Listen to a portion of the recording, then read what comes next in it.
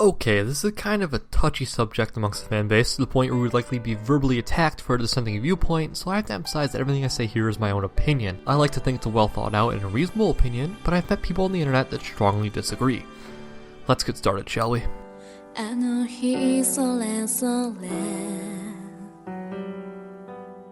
Fate. Primarily, Fate Zero and Fate Stay Night has been a popular franchise for years, with visual novels, anime, light novels, manga, and more to its name. In the broadest sense, Fate revolves around the Holy Grail War, a battle royale between 7 mages and their summoned mythological figures, with the reward for the last mage standing being the Holy Grail. When people try to get into Fate, the question that almost inevitably comes up is simply figuring out where to start, because it's not nearly as straightforward as one might think. Broach the topic with 5 different people and you could get 6 different answers. There are a few distinct trains of thought on the best way to experience the series, and some fans out there can be downright zealous in defending their own take on the viewing order. Now with this video, I will briefly explain the structure of Fate and leave you with my personal thoughts. By the way, I will only be covering Fate Stay Night and Fate Zero, not any of the spin-offs such as Ilia, Carnival, Phantasm, or others. If you just want my recommendation and don't care about any of the rationale, which I wouldn't encourage, skip to this point in the video. Otherwise, strap in for a brief history lesson. The original Fate Stay Night visual novel was released in 2004 by Type Moon. The game had 3 separate story routes called Fate, Unlimited Blade Works, and Heaven's Feel. For the sake of simplicity, every time I say Fate from here on out, assume I am referring to the story route rather than the entire franchise, unless specifically noted otherwise. In 2006, an anime adaptation of the Fate route was produced by Studio Dean. From 2006 to 2007, the Fate Zero light novels were written as a prequel to Fate Stay Night. In 2010, Dean came out with an Unlimited Blade Works movie, followed by a Ufotable produced Fate Zero anime in 2011. Ufotable then went on to create an Unlimited Blade Works TV adaptation in 2014, followed by a Heaven's Feel film which has yet to be released. Glad this isn't complicated. Pretty much everyone agrees that, ideally, you would go through this timeline as it released, starting with the original visual novel and ending with the Ufotable's Heaven's Feel. However, not everyone has the time or inclination to sit down and chug through a potentially 70+ hour visual novel, plus the Fate Zero light novels and the runtimes of the respective anime. I get it, there are those that want to watch just the anime and not be bothered with the source material, and I'm completely on your side because I'm often the same way. After all, the whole point of a good adaptation is to open the same story to a wider audience, not to reiterate the story to those that are already fans. In fact, I think it's unhealthy to assume that source material is always automatically better. So, for those anime-only people, the real question is this: do I start with Fate Stay Night or Fate Zero? Problems start to arise because each series slightly spoils the other, and neither strictly requires knowledge of its counterpart. Fate Stay Night, of course, spoils Fate Zero because you already know the ultimate fate of nearly every character, while Fate Zero spoils Fate Stay Night by revealing some of the behind-the-scenes antics and motivations that Fate Stay Night itself doesn't touch on until much later. So here's what I think.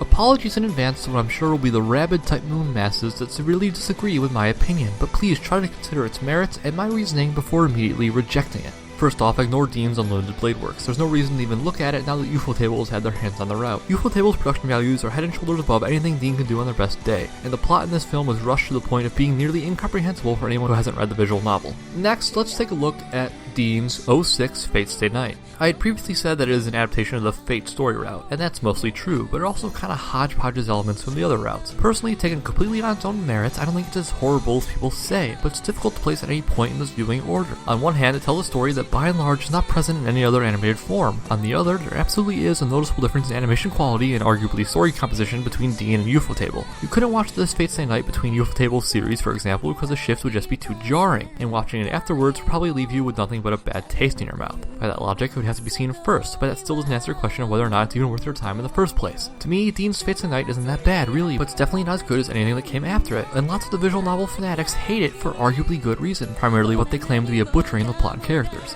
So, after spending some time thinking about it, I would ultimately recommend watching only the Ufotable adaptations, Fate Zero and Unlimited Blade Works. But, in what order should you watch them? Oh boy, this is where the real meat of the debate comes in.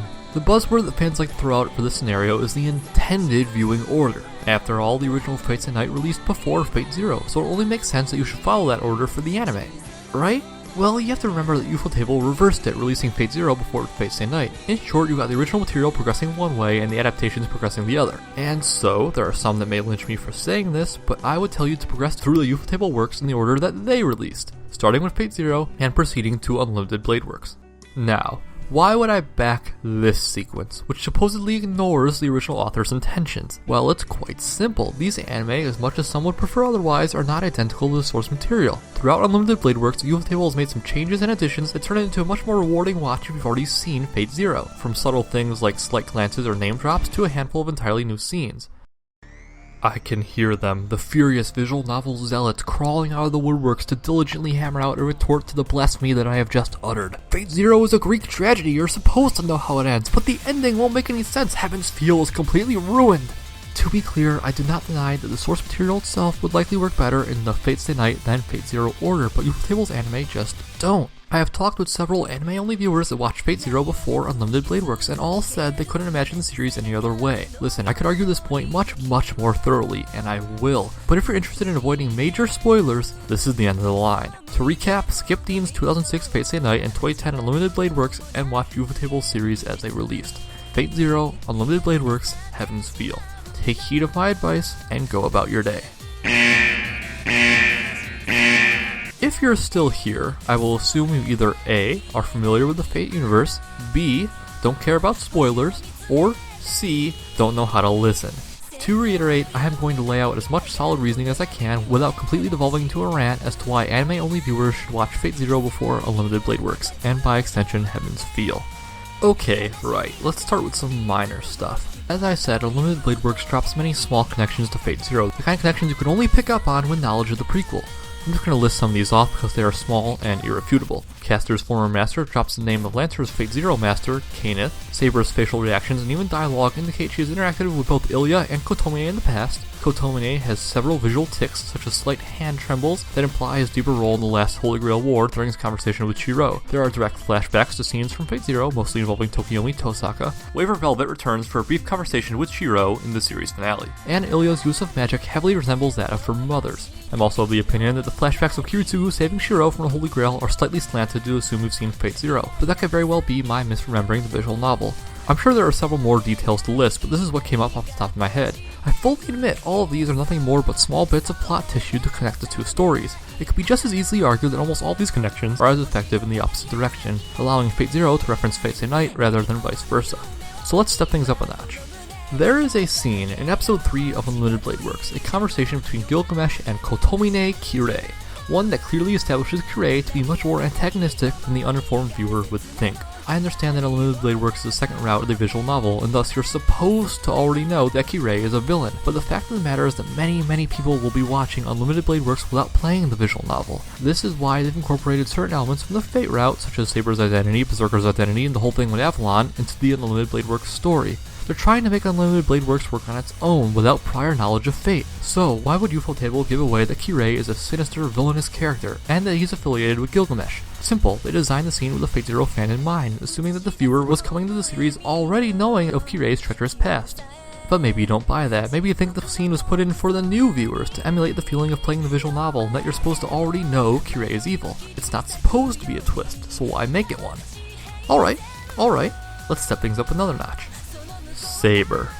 Unlimited Blade Works really doesn't do justice to her character, does it? Her identity as King Arthur is kept secret for most of the time, and then is plopped in the viewer's lap without much fanfare. In the visual novel, the majority of her character legwork was done in the Fate route, so her growth in Unlimited Blade Works is minimal. But Ufotable can't have that, not for a standalone anime, not for the viewers that don't know about Fate, so they had to give her character some kind of payoff, but it couldn't be at the cost of too heavily warping the script. What they settled on was a few vague flashbacks of Saber about to pull Excalibur from its stone sheath, and brief visions of another possible lifetime where she rejected kingship, followed by an ambiguous conversation with Shiro about how he has shown her the way and that she has learned to put an end to one dream. Saber even outright says, "This surely makes no sense to you." So who does it make sense to?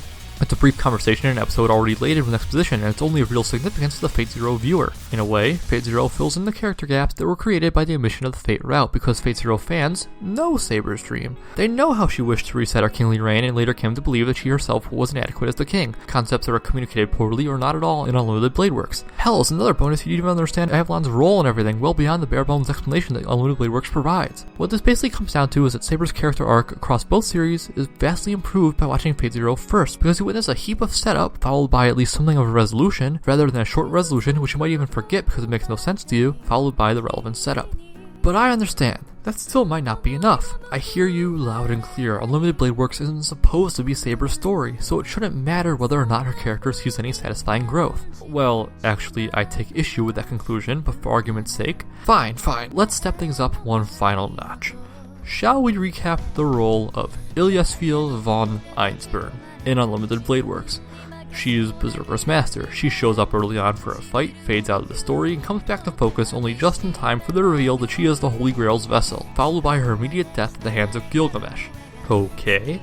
Other than the loss of life in and of itself, why do we care that she's dead? In the visual novel, you care because you got to know her in Fate, but Fate doesn't exist here. Ilya had no more than 3 episodes of screen time and probably closer to 2 for the entire run of the series. That's not enough to make you care about this person or what happens to her beyond the basic, oh my god, a little girl is dead, gut reaction. Like Saber, without the context of the Fate route, Unlimited Blade Works leans heavily on knowledge of Fate Zero and fleshing out her character. Ilya's apparent connection with Tsuku is made much more explicit in Unlimited Blade Works than any prior incarnations of Fate Stay Night. She repeatedly affirms that she hates Tsuku for the events of Fate Zero, a grudge which is extended to Shiro, but we never learn for sure why she acts this way or who she really is. Only a full comprehension of the connection between Ilya and the Amiya family, as Tsuku's biological daughter, lends any actual emotional weight to her story and death. It's crushing because you're seeing another of Tsuku's hopes and dreams trampled and snuffed out by the Holy Grail War, feelings that are completely absent for the first-time viewer. Also, I would be remiss if I didn't mention the major flashback of a young Ilya struggling with her duty as the Grail's vessel, wherein a manifestation of Irisfeel appears to taunt her. This is far removed from any semblance of events of the source material and will only serve to needlessly confuse a viewer unfamiliar with Fate Zero. They'd have no idea who Irisfeel even is, much less that she was Ilya's mother and became the Grail in the previous war.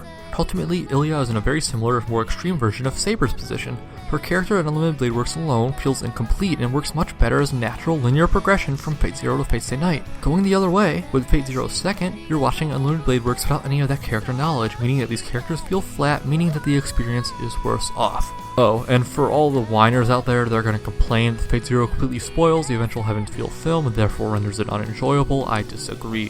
For one, we don't know what changes, if any, Ufotable will make to the Heaven's Feel story.